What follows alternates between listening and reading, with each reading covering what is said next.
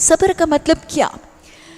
صبر ایک تو دنیاوی تکلیفوں پر ہے نا، اور ایک دین راہ حق پر چلنے کا جو صبر ہے نا، قرآن اس کا تذکرہ کرتا ہے۔ صبر صاد با را سے ہے۔ صبرہ کا مطلب دو، جمے رہنا، ڈٹے رہنا اور روک رکھنا۔ کس چیز سے؟